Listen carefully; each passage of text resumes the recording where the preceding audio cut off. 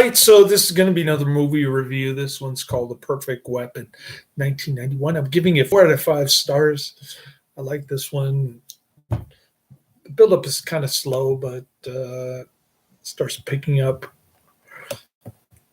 with Professor Toru Tanaka as one of the bad guys, teamed up with the great James Hong. There aren't as many James Hong one-liners as the other movie that I saw him in, but still pretty funny guy. No gun, no knife, no equal. Jeff Speakman, the perfect weapon. Just try him. This is Jeff Speakman's film debut. 1991 martial arts action film directed by Mark DeSalle and starring Jeff Speakman, Mako Iwamatsu, James Hong, and Cary-Hiroyuki Tagawa. Set in Los Angeles, the film relates the story of a young man, Speakman, who is trained in the martial art of U.S. Kempo, which I think Jeff Speakman runs a Kempo school in Las Vegas now, and his fight against the Korean mafia. Speakman was a student of and was advised closely by Ed Parker in the making of this film. Ed Parker is founder of the U.S. Kempo Karate. The film's taglines included "No gun, no knife, no equal," and "Just try him." And it is the only well-known Hollywood depiction of Kempo techniques on screen.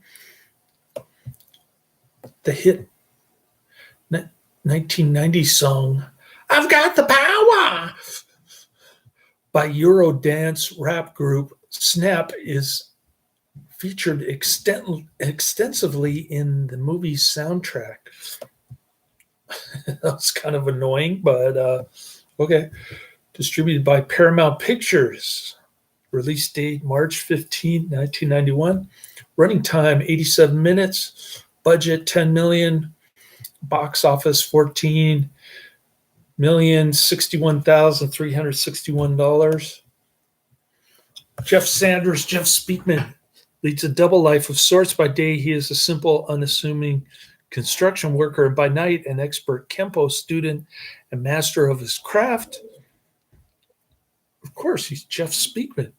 Jeff's background is revealed, and after losing his mother as a child, he became an outcast, and he frequently lashed out at his family and society in an attempt to assuage his anger.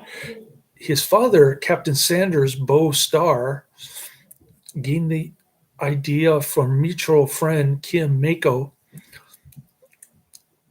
to enroll Jeff in a Kempo school to better manage his rage and feelings. However, he lost his temper with a football player who punched his younger brother and almost kills him. Displeased with this event, Jeff's father forced him to move out of their home. Jeff, now estranged from his family, living alone, continued with his courses in Kempo, and eventually adopted Kim as a mentor and a father figure. Jeff decides to return to his old neighborhood to visit Kim. Inside his shop, Kim is having trouble with local Korean mafia families due to his refusal to pay them off and use his antique store to peddle drugs. Jeff helps out Kim. Jeff beats up the henchman who attacked his store, a mysterious hulking hitman named Tanaka, Professor Tanaka. Notice how the actors' names are the same as the character names. Jeff, Tanaka.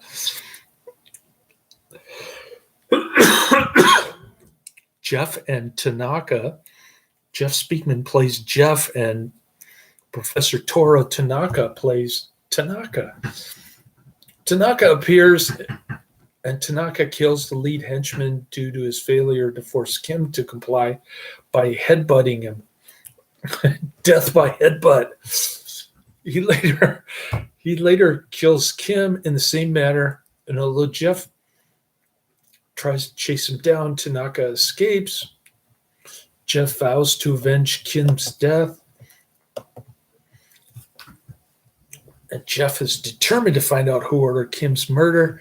He remembers a boy named Jimmy, Dante Basco,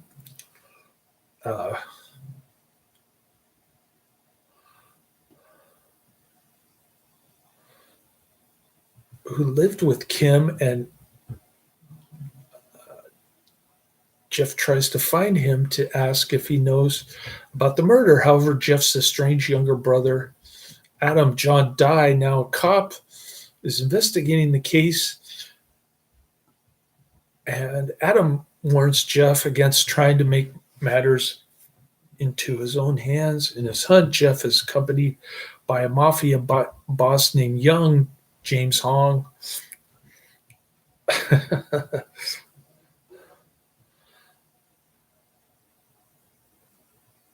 Who claims to be Kim's friend. And Young points him to a fellow mafia boss named Sam. However, upon breaking into Sam's residence and attempting to kill him, Jimmy appears and reveals that Sam was one of Kim's closest friends and was the one who took him in for protection. Jimmy also clarifies that Young is the one responsible for Kim's death and was merely attempting to use Jeff as a pawn to kill his rival boss, Sam, the ultimate weapon. Jeff now plans to kill Young, but Jimmy warns him that Young is also protected by his hitman, Tanaka. In order to get Tanaka out of the equation, Jeff asks Jimmy to falsely testify to Adam that he witnessed Tanaka murdering Kim. Jeff has plotted to have Adam arrest Tanaka so that Jeff can get Young alone to kill him. Adam and the police eventually capture Tanaka after a long car chase, but to Jeff's dismay, Young was absent from the car. Tanaka is knocked out with a taser, but later Tanaka manages to escape from the police, breaking out of the police car and injuring Adam and his colleague in the process. Jimmy overhears that Young plans to escape the country by boat. Jimmy tells Jeff about Young's drug factory. Now in a bigger hurry, Jeff sets out to attack Young's drug factory using his martial arts skills, Kempo, and various weapons to defeat the guards and employees protecting Young. He eventually subdues Young, but he is attacked by Tanaka. This is a great fight scene at the end. Professor Toru Tanaka versus Jeff Speakman. There's also Jeff Speakman versus James Liu in this. Another great fight. But kind of short, the James Liu one. Although Tanaka dominates most of the fight, Jeff manages to kill Tanaka by setting him aflame when he's next to a gas tank. Despite initially wanting to kill Young, Jeff decides to capture him alive, showing he has learned self-control. And he turns Young into his father, Captain Sanders. What a good boy. He learned the magical mysticism of Kempo at the end, because he is Jeff Speakman, the perfect weapon. The Perfect Weapon debuted at the box office at number 6 with a 3-day box office take of $3.9 million and had a total domestic box office gross of $14,661,361. The film was met with mixed reviews. Kevin Thomas of the Los Angeles Times wrote the film moves well, and its many action and martial arts sequences are crisply staged. But unless you are a die-hard martial arts fan like Karate Man, be prepared to be thoroughly bored by such a strictly by-the-numbers plot. Yeah, I have to admit, the first half of the movie was boring. I was starting to get irritated, and I told Karate Man. But I think the last part of the movie made up for it somewhat. Rita Kempley wrote in the Washington Post that Speakman, who studied under Grandmaster Ed Parker, is introducing not only himself, but the Kempo form to the screen. Fourth degree black belt. He performs his own stunts, and that's important as the perfect weapon is basically one long stunt. There's a cool explosion at the end, too. Nice fight scenes. I was impressed. It was a pretty decent Jeff Speakman film. Stephen Holden of the New York Times described it as a macho fantasy of physical control, grace, and invincibility in which women are all but absent. Lots of shirtless Jeff Speakman, though, going like this in slow motion.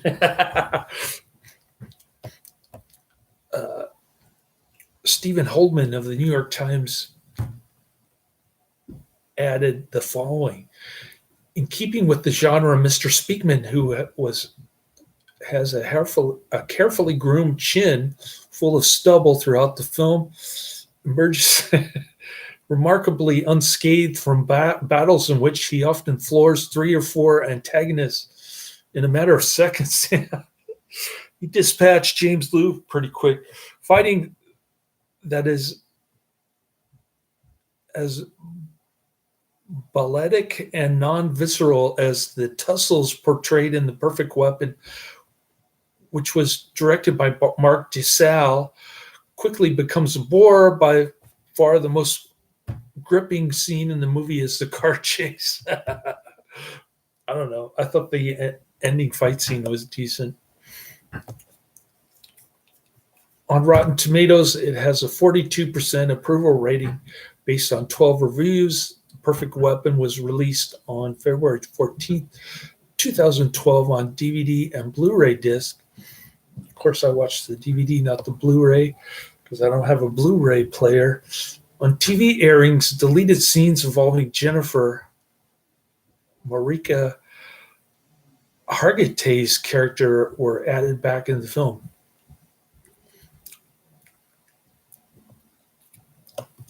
She didn't get much playtime in this one. It's mostly Jeff Speakman versus the pretend Korean people who are actually Japanese or Chinese.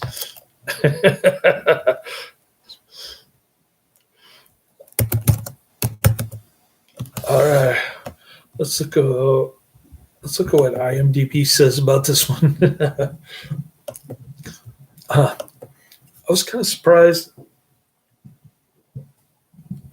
but I gave it the same rating as the Netflix algorithm, which was showing 4 out of 5 stars. That was right on the money for this one. Perfect Weapon, 1991, rated R. Not sure why. An hour and 23 minutes. It's a 5.9 out of 10 on IMDb. Whopping 4,700 ratings. Very popular. An expert in Kempo karate avenges his Koreatown friend slain by a mobster in Los Angeles. James Hong, Professor Toru Tanaka. Star Jeff Speakman signed a multi-picture deal at Paramount. One of the two planned movies was a sequel to this film, and another script Paramount optioned about a cop fighting a terrorist. After the Paramount deal fell through, that script went on to 20th Century Fox and became Speed in 1994, which is another Karate Man recommendation that I have not seen. When Jeff is fighting the gang of thugs in the antique store at the beginning, he knocks the guy through the window. Same one he pulled through at the start of the fight. When the guy is shown landing, there's a glimpse of a blue landing mat just outside the window. Oops. It's rated R for martial arts, violence, and for some language. I thought it was pretty tame. But okay. They give an R rating for somebody who swears, some little kid who swears. I wonder if I could, Jeff, I wonder if I could kick your arse. No, not just you, all three of you. Bandana, are you serious? Jeff, yeah, are you? I take on all three of you. You point me in the right direction. Deal? Bandana, full contact, no protection. Jeff, no problem. Before the credits, there's the following line. This is dedicated to Ed Parker and the spirit of Kempo. TV versions airing on TBS have two additional scenes in which Jennifer Marquisa Hargitay has lines, one after Kim's funeral in which she and Jeff catch up, and the other some days later in which Jennifer and Jeff share a kiss before ninjas attack the garden where she works. Theatrical and video versions have edited out any romance between Jennifer and Jeff in the story. This one's referenced in Hollywood Stuntmakers, Fantastic Fights, 1991. The Power, written by Michael Munsing as Benito Benitez, Luca Anziotti as John Jarrett III, and Tony C as Tony C, performed by Snap, courtesy of BMG Areola Munich, Logic, and Arista Records. Electric. This is a review from Helpful. No, this is a review from Inviticus, dated July 11th, 2002 on IMDb. It's called Electric. Jeff Speakman's performance in The Perfect Weapon is awesome. This plot is able to magnificently interweave furious action scenes with literary theme of the return home, while the plot differs markedly from that of the Odyssey by the epic bard Homer. There's still one vital thread that can be explored. Both heroes return home after a long exile to kick arse and to reclaim their positions in society. The ensuing list of possible contrasts and comparisons is exhausting, if not infinite. However, if one is to understand one point, it is that in both works, martial arts are employed to signify the process of social transition, the reintegration of the hero into society. To be less formal, let use the martial art aspect as a segue into a nifty little observation. Jeff Speakman is a reasonably well-known proponent of Ed Parker's Kempo karate, developed in the U.S. during the 1940s and 1950s. The Perfect Weapon is an excellent primer on the power and wisdom of this art. The clearest example of this exposition is at Master Lowe's Kempo School, where Speakman learns both the skills and valuable lesson he will keep with him for the rest of his life. The most important being the difference between the tiger and the dragon. That the movie is set in Koreatown, where Taekwondo is the martial art du jour. The Korean flags are prominent in the gym scene, and the references to Korean culture abound. There appears then to be a not so subtle matchup between Kempo karate and Taekwondo. The climax of this tension comes as Speakman confronts Leo Lee, bandana in the gym, looking for a guy who's good in Taekwondo. Does the ensuing 3-on-1 fight symbolize the clash of fighting styles? No one will ever know what Ed Parker or Mark DeSalle wanted to achieve here, but the contrast is too present to be simply a coincidence. Alas, all reviews must end somewhere, and although I have more to say, I will end my 2 cents with a small criticism of the action of the film. Anyone with a decent amount of martial arts experience will note that in the final warehouse scene, the knife attacks are undoubtedly more akin to training exercises than to real streets techniques, but then again, that may have been purposely done. It is also worth noting that this author has minimal training in Kaju Kembi, Kaju Kembo, an art based on Kempo, and is far from an expert in the field. The one thing I can say with reasonable authoritas is that this movie is electric from start to finish. I wouldn't go that far. This person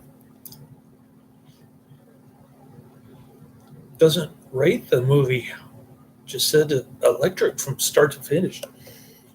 I thought the first half was boring. I have to admit, it wasn't that great. I guess I'll watch Maytime and Mayfair next. I'm completely out of Netflix DVDs. I woke up at 4 in the morning. I got an early start. And my son wants me to go Latin Mass. But without him, I don't have the urge to go. I think I just want to turn on the rainstorm so that I can't hear the noise upstairs. And then take a 45-minute nappy poo and get back to me time in Mayfair, which is a terrible musical from in the late 40s, I think. There's only one actor that I recognize in that movie. And, it's pretty unwatchable. It's bad. But after that, I've got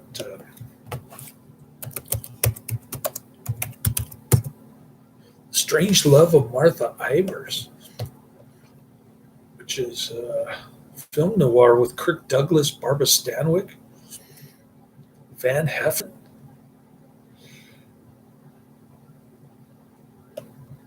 This should be pretty good. 1946 U.S. film noir. I'm looking forward to that. So that's on the agenda for today. I'm going to get at least 3, possibly 4 movie reviews in today. By the time Karate Man shows up in the chat room, it'll be like The Strange Love of Martha Ivers movie review. All right. Well, I'm going to get my 45 minutes and get right to it later.